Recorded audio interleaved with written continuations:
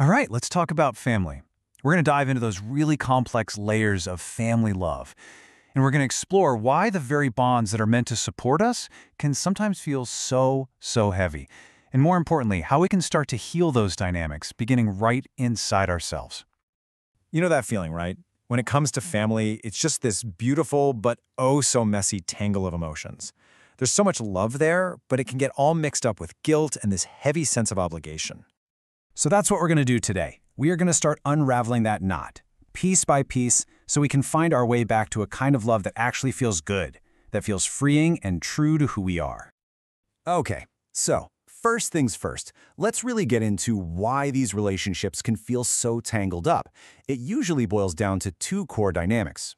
Think of these as two sides of the exact same coin. You've got the psychological tangle, what we call emotional enmeshment, and then you have the energetic tangle, or vibrational misalignment.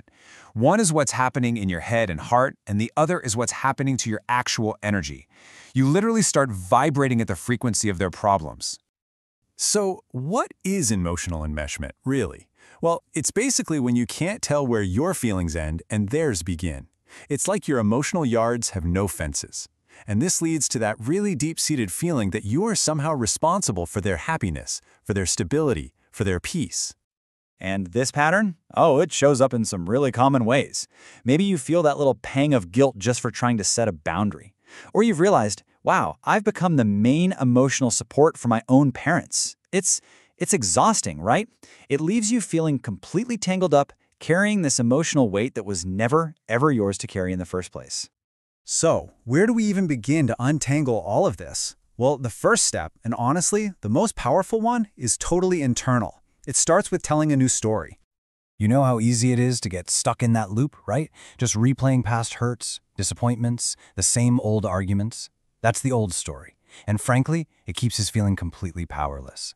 The real shift, the game changer, is when we consciously decide to take our focus off of what was and put all of that beautiful energy into creating the connection we actually want. Now, this is so important.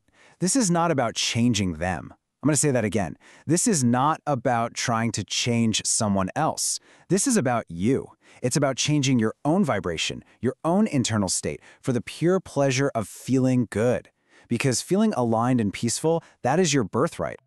Okay, so once we've started that internal shift, we've got to back it up with some real-world action. And that brings us to boundaries, which are, when you really get down to it, an act of love.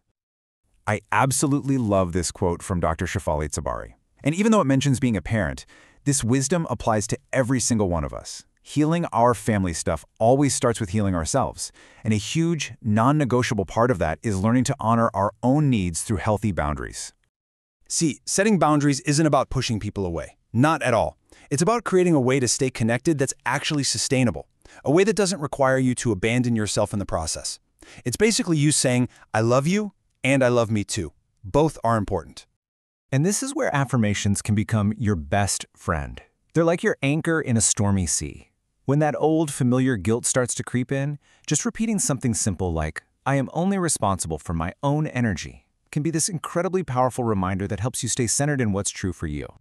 And this brings us to what might be the biggest, most important reframe of all. Get this. Taking care of your own well-being isn't selfish. In fact, it's the most loving thing you can possibly offer to the people in your life. I mean, think about it. This quote just nails it, right?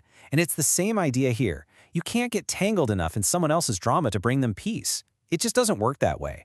You have to find and hold on to your own peace first. Your suffering does not serve them, period. When you're aligned, when you're centered in your own peace, you offer something so much more powerful than just jumping into the mud with them. You offer clarity. You offer stability. You offer a beacon of unconditional love. That is a gift that can actually inspire change, which is way more effective than just joining them in the struggle. And you know, this is especially powerful for all the mamas out there, for any parent, really, who wants to pour love onto their kids without accidentally loading it up with pressure or guilt. It all comes down to this. When you love from a place of fullness, from your own filled-up cup, instead of from a place of need, you give your children the most incredible gift, and that's the freedom to connect with you authentically. No strings attached, just pure, real connection. So, I want to leave you with a question to just sit with for a little while. What does an aligned connection actually feel like for you? In your body, in your heart? Because really listening for that answer, that's your compass. That's your unique path forward. And hey, if you want to go even deeper on this, we're talking guided meditations, more tools, the whole shebang. You can find our full, in-depth discussion where we really unpack all of this. Just search for the episode Navigating Mother's Day with Love, Guilt, and Alignment wherever you listen to your podcasts. Thanks so much for being here with me today.